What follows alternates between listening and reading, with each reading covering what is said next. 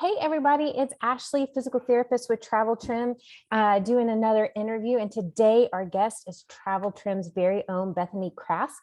She is a nutritionist and dietitian, and I'm going to let her introduce herself, and then we'll have some engaging conversation around nutrition and diet.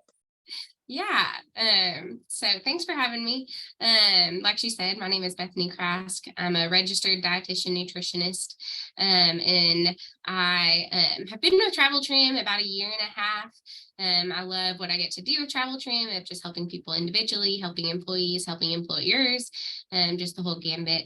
I went to Western Kentucky University for my undergrad, and then to become a dietitian, you have to do an internship paired with some grad school work after your undergrad. And so I did that at the University of Kentucky, graduated there in 2020.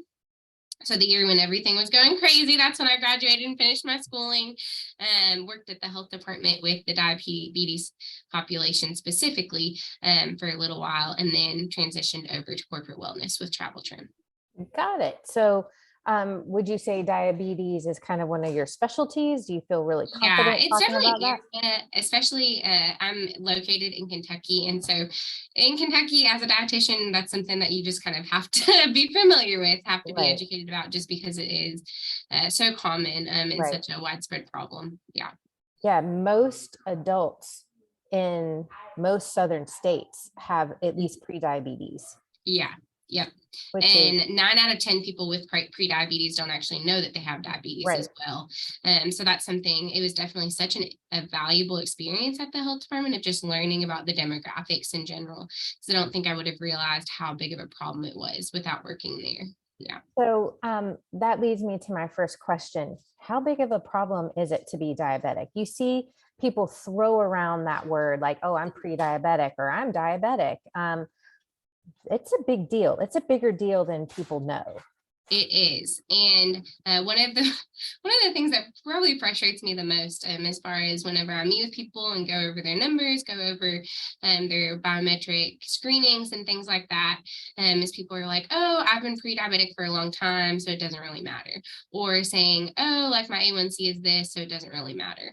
But it matters. It always matters. Even for someone who doesn't have pre-diabetes, I always recommend to know what your A1C is, know what your glucose is running, just so you can know your risk factor. And especially when you're in the pre-diabetes range. And that's really the case for a lot of health complications, is that there's a point in which you're kind of starting to develop some of those symptoms. You're starting to get higher blood pressure, your cholesterol is starting to go up, your A1C is starting to go up, in which is such a critical time nutritionally, physically, just kind of all the way around. It's such a critical time because that's such an easier time to take advantage and take control of your health, and to take control of your diet, to take control of your physical fitness, versus when you are full on diabetic. It's important to take very seriously, but also medication is a little bit harder to prevent. And a lot of times you just get more and more medications, or it's harder to kind of take control because your body kind of has started to be out of control, versus kind of that pre-diabetes range, and really just like the early intervention. And that's what we focus on a lot at TravelTrim as well, is kind of early intervention of like, what can you be doing now to prevent a lot of these health complications down the road for yourself? And the biggest health complications with being diabetic, what are the biggest complications? Why should someone care what Yeah, their yeah. So A1C is and if they're um, diabetic or not? complications with diabetes can be kind of categorized into two different categories. It can be either acute or chronic. So acute would be more hyperglycemia and hypoglycemia. So in the moment when you feel extremely lightheaded and you have a low blood sugar, and you're about to pass out, that would be hypoglycemia. Hyperglycemia would be more the higher blood sugar side. And that's really what people are experiencing a lot of the times, but they don't realize that they're having that acute complication from diabetes, where they're thirsty all the time, they're hungry all the time, they have a headache, they aren't processing food correctly, and they really have hyperglycemia and they just don't realize it. So that would be kind of the acute, like in the moment, kind of what happens day to day. Chronically, it can lead to a lot of different complications. Diabetic ketosis is a common one that people may know about. Is this essentially when your body is going into a toxic state from just not being able to go through all of the sugar that is in your blood, and it starts to make ketones because your body doesn't have the energy it needs from those carbohydrates, from the sugar molecules. You can have a lot of eye issues. A lot of times people just know in general, oh, like the eye doctor can tell me if I have diabetes or not sure why. And that's because high blood sugar from diabetes can interfere with the nerves that lead to our eyes.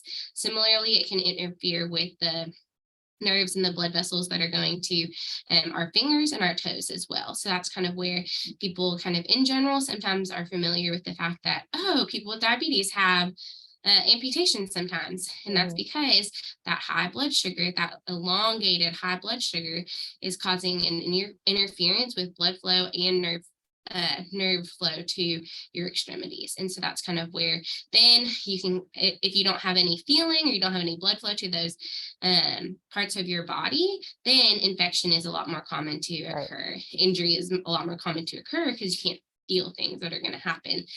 So foot health, hand health is so important. And then also diabetes is something that is associated with a lot of other heart conditions as well. The human body is one big package, as much as sometimes we try to categorize things and say, oh, it's just that this is the problem, just the kidneys are the problem, or just the heart is the problem. It all works together. Our kidneys filter the blood that goes to our heart. And our blood is what carries the sugar. And then the liver is what filters through a lot of the toxins that are going through our body. And so if you're having a dysfunction with your blood sugar, for example, that's going to influence your kidneys. That's going to influence your heart. It can cause high blood cholesterol. It can cause high blood pressure. It can cause kidney issues. It can cause liver issues even. So really long-term uncontrolled diabetes can lead to complications all over your body. Yeah, and I know that on a global level, World Health organizations and doctors are really, really concerned on what's going to happen with all of the younger people being diagnosed with diabetes, because that didn't used to be a factor. Yeah. And now we have children under the age of 10 being diagnosed as diabetic. Yeah. And it's directly correlated to lifestyle. Yeah, because it's not the type 1 diabetes, it's the type 2 diabetes, which is exactly comes from improper nutrition, and that combined with a lower fitness level and not burning what you're consuming. Yep, exactly. Yeah. So that leads me to my next question. How important is nutrition in wanting to maintain your health? In the world of fitness, you have a lot of people that like to maybe carb load or eat a lot of carbs, but they work it all off. And long term, is that even healthy? Or what should we be doing nutritionally if we, want to maintain weight or maintain wellness? Yeah. So kind of, and obviously my answer initially is going to be, because I am a dietitian, because I study this, obviously I think it's super important.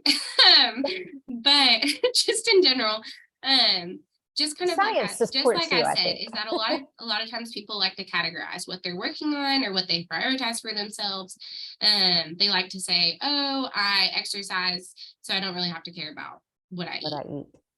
Or they say, I'm going to eat healthy and just not going to exercise. And as much as diet is so important and super, super important when it comes to so many different things in our bodies, as far as disease prevention, as far as inflammation reduction, as far as fueling your body for those workouts, it's important to also be having a healthy relationship with exercise as well. They work together hand in hand. So you can't have one without the other. Now there's also one of the things that I'm probably the most passionate about when it comes to nutrition is just false information out there. Is that the diet industry likes to always say, oh, we have the new key to healthy eating. But really, healthy eating looks like moderation. It looks like balance. It looks like the big picture. What are you doing every single day of your life? Not, oh, for 2 weeks I did intermittent fasting, or for even 6 months, a year, I did keto. It's no, what are you doing that's going to stick with you lifelong? Right. And I live my life as living proof of that. Of okay, what does balanced eating look like? And I'm going to live, and I'm going to eat, and I'm going to feed my family in a way that can feed us for 10, 20, 30 and years until we die, Right. is to find something that's sustainable, something that's healthy. And healthiness really is moderation, having carbs, fats, proteins in a combination, um, consistently throughout the day. Every 4 to 5 hours, you want to be eating something that's going to be filling. Now, those nutrition needs specifically do vary. Although in general, I can kind of tell people, okay, in general, this is how much your meal should be. In general, this is what macros you should kind of be looking for as an adult person who's active. But that does change for a lot of people based on the conditions they have, the chronic conditions they may have, their health history, their genetics, as well as their activity level. So when you mentioned carb loading, carb loading is something that's actually extremely beneficial if you are an athlete, or if you're exercising to an active level. But also not even just carb loading, but with activity, it's also nutrition can really set you up for success in your exercise as well. So even just the timing of specific nutrients in your body. The best example I could probably say would be across the board, about 30 minutes before you exercise, the goal is to have some source of simple carbohydrate. And a lot of people don't realize that. A lot of people are trying to like to go into workouts fasted, or think, oh, if I can just like not eat for as long as possible around my workout, then I'm going to burn more fat, and I'm going to burn more muscle, and I'm going to build more muscle. And that's not actually the case. If you can fuel your workouts properly before and after, then you're going to have better results. You're going to burn more fat, and you're going to build more muscle, but you're also going to prevent injury. And so that's a big part when it comes to physical fitness. But yeah, in general, I know that was a long answer that No, kind of went on a tangent, but in general, nutrition ties into every single part of our life. And it's really, so often it's the thing that is holding people back, and they just don't even realize it. And with TravelTrim, one of the things that people can do is have consults with you to talk about their individual specific needs. That's awesome. So another question, do we really need to buy organic, and is all natural the same thing as organic? Yeah. So hot topic question. A lot of people are really passionate about that. And so really, I hesitate to give any blanket statement, partially just because in my career, I've worked with such a wide spectrum of people, in that if you are lower income and you're struggling to even feed your family, and you're trying to do so in a healthy way, don't worry about organic. Don't worry about any of that. Worry about having fruits, vegetables. Worry about figuring out, what does a balanced plate look like. So often, I've had several people come into my office, and they start to ask me about these like specific kind of niche questions about organic or grass-fed things, or all natural. And although those are great questions to ask, they're also eating McDonald's every other day of the week, or they're also never have like a fruit or vegetable with their meals. Right. And so it's important to first start with the basics of, okay, what does a balanced meal look like to you? What do you think a balanced meal is? And how can we kind of educate you on how to create a balanced meal? Now, from there, once you kind of feel comfortable creating balanced meals, if you have the income level for it as well, I do think it's helpful to buy organic when possible. So in general, meat would be something that I would always recommend to invest in, as far as high quality meat. When we talk about vitamin and mineral availability from meat specifically, those nutrients are so much higher in things that are grass-fed or organic meat.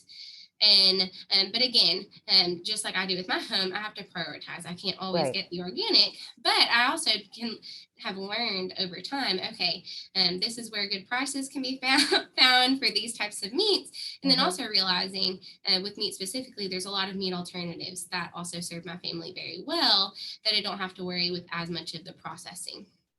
Now, when it comes to fruits and vegetables, one of the easiest things to kind of start with and to stick with would be to look at the Dirty Dozen. It's done by the NWA. I believe that's the name of the organization. But you can just Google it, Dirty Dozen Organic List. It's all over.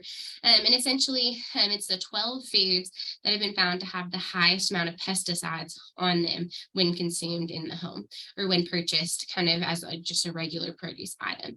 It includes things like strawberries, kale, spinach, peaches, grapes. And again, there's 12 of those items.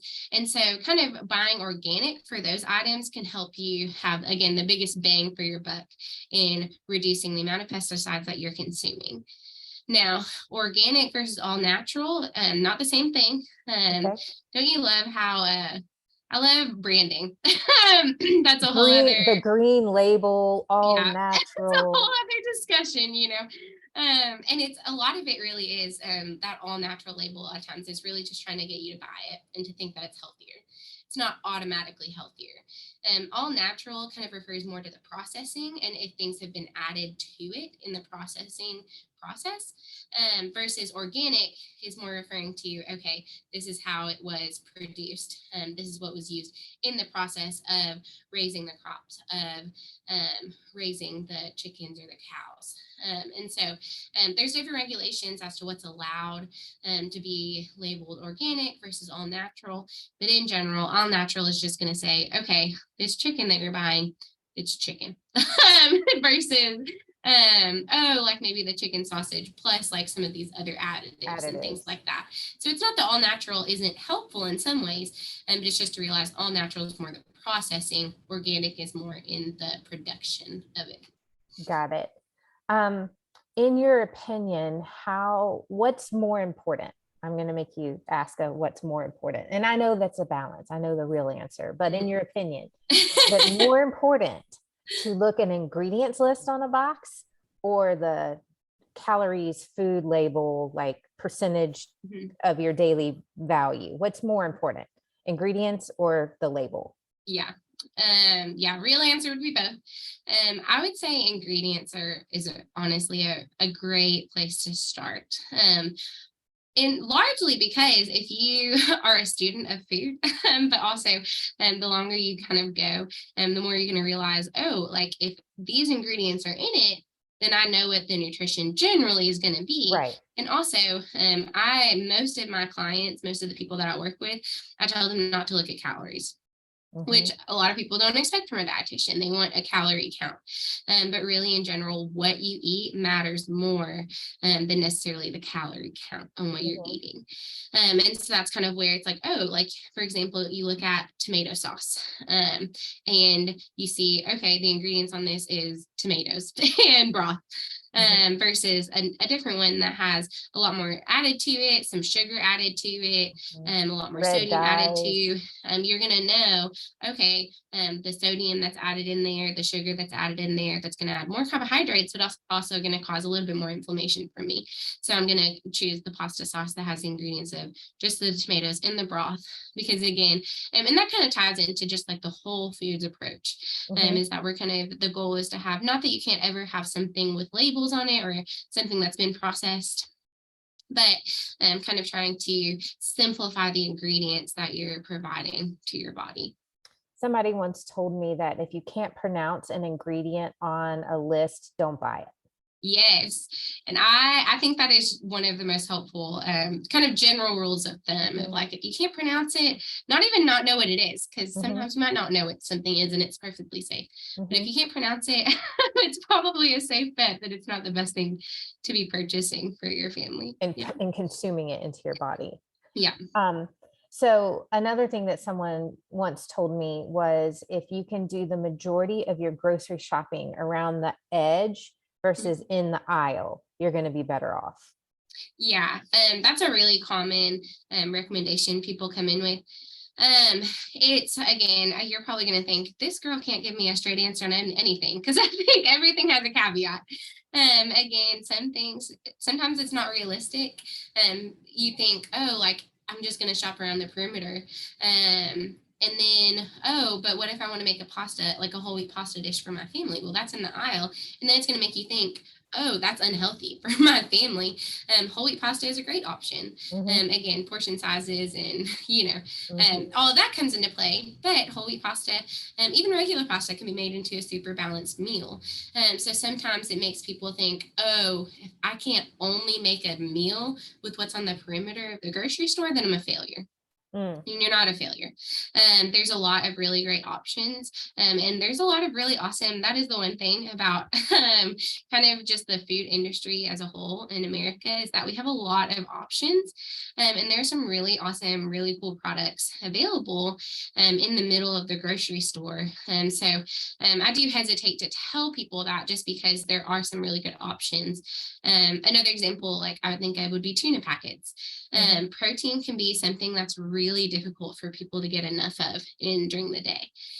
And so a lot, and because a lot of times you think of protein items and you think Greek yogurt, meat, and those things aren't shelf stable. They need to be refrigerated, they need to be heated up. And so things like tuna packets that are going to be found in the middle of the grocery aisle, I recommend all the time to people, because it's a really easy way to get in a high protein snack that you can keep at your desk, you can keep available. So as much as it is important to make sure you're at least going to the edges of the grocery store, it's also important to consider kind of some solutions for busy lifestyles that are going to Hmm. be found kind of in that middle center as well. And things that you can pack for lunches for kids too. Yeah, exactly. Um, so is there such thing as a negative calorie food? I I hear saw that a this lot question out from my there. friends and relatives that have done like Weight Watchers, and they're using Yes. points, and they talk about negative calorie foods. And Yeah. it's obviously, you don't love telling people to count calories, but are there snacks that are actually really beneficial for Yeah. you? Yeah, so negative calorie itself doesn't exist. Unfortunately, I Man. think a lot of people are like, oh, like I wish that doesn't exist. Similar, another thing I like to kind of proclaim from the rooftops a little bit is net carbs isn't a thing. Like our bodies don't subtract carbs. And a lot of times people try to, the whole net carb branding on things comes from the keto diet, and it's essentially products saying, okay, this is the total carbs in this food, but this is the amount of fiber, so we're going to Right. subtract the fiber Subtract. out, and this is the net carbs.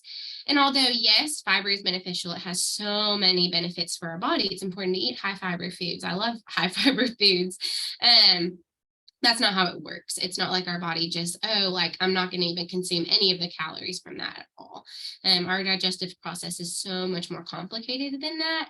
And so similarly, you can't just say, oh, it's negative calories. Oh, it's only the net carbs matter to my body. No, your body's still consuming those total carbs. Carbs are good. Carbs give you energy. Right. But it's important to realize you're still consuming the total carbs or the total calories from that food, even if it is taking some energy to digest your food. Our body burns calories just digesting food in general. It's called the thermic effect of food. It accounts for about 10 to 15% of our calorie burn throughout the day. Sometimes more, sometimes a little bit less. In general, when people are like calling things negative calorie foods, is because they're saying, oh, the thermic effect of that food is higher. Mm. But really, it doesn't mean that your body's subtracting calories from consuming that. Now, there are foods that are beneficial. Like it's not that I'm an extremist of like, oh, like no food is really great for you, eat whatever you want. No, like fruits, vegetables, high protein uh, snacks, meals, things like that are important. Balanced meals are important and really helpful for your body as far as fueling them, as far as helping you have adequate energy, helping your hair, skin, nails grow well, helping to lower cholesterol, things like that. But it's not necessarily a negative calorie or a negative cholesterol thing. Got it. Um, I have another question about, it's something that I once heard. I don't know if it's true, so I'm asking. If you drink water before and with your meals, you will feel fuller faster. Is Yeah. that true? So yes, if you've ever done it, you can probably attest to like the fact that that does feel true. Now, is it a true fullness level? No. But But if someone so is trying to reduce their appetite, like yeah. eat smaller Um, so portions. it is important to realize, so hunger and thirst are both regulated by the same receptor in our brain. Okay. So it is important. A lot of times people will say, oh, like if you're hungry, try drinking something. Now that can be helpful to your point. Sometimes it can kind of turn into like a disordered eating type of thing where it's like, oh, like if I'm hungry, I just need to drink something. I need to drink water to fill myself up. And really the goal is not to fill up on water and then be hungry all day, every day. But really it's to make sure, okay, what's the big picture? Am I drinking enough water throughout the entire day? Mhm. Timing doesn't really matter as much. Okay. Versus when it comes to, okay, are you drinking? I recommend start with 100 ounces of water a day. Now that's a little bit higher than what you may see on some other places, but in general, our water needs are a little bit higher than a lot of the diet industry has maybe said in the past. But it's not that you have to drink 2 gallons a day. 100 ounces isn't even a full gallon. But kind of starting with that 100-ounce level, making sure you're doing that throughout the entire day is going to make sure, okay, when I feel hungry, I'm actually hungry because I am adequately hydrated as well. Now, drinking water before you eat a meal, it can be helpful. I just always recommend have water with your meals in Okay. some way, shape, or form. Water does help with our digestion. It is beneficial. It's not like it boosts our digestion or anything like that, but water is an integral part of any digestion that our body is going to be doing. And so it's not that we have to fill up on the water. We want to fill up on whole foods, but we also want to make sure our body has everything we need to digest it as well as we can. And that's where at least 1 glass of water is going to be helpful. That's awesome. So I'm learning a lot. I hope you guys are learning a lot. I want to end this conversation with how do we go about signing up for your services? Like how do we get you to go over our food log or give Yeah. us a nutritional plan? What can we do? Yeah, so there's several different options. So we are actually working on a package just to work with me as an individual on our website as well. So you can check for that on traveltrim.com. But you can also, if that's something that your company is interested in or your doctor is interested in as well, you can just reach out to our email, contact us at traveltrim.com as well. And that's just a really easy way to get into touch with me and get into touch with us here at TravelTrim so we can set you up with some services. Yeah. That's really awesome. Well, Bethany, I would love to have another conversation with you in the future to maybe get into a little bit more of the details behind nutritional management of some of the chronic conditions Yeah. that we're seeing prevalently in an older adult population. So, and when I say older adult, I mean people in middle age and up. I would love to have a further conversation with Yeah. you, That'd but be great. thank you so much for this initial introduction to what TravelTrim does nutritionally, how people can contact you and get in touch with you for your services. It's been super helpful. Thank you so much. Yeah. Thanks for having me. Yeah, anytime. Thank you.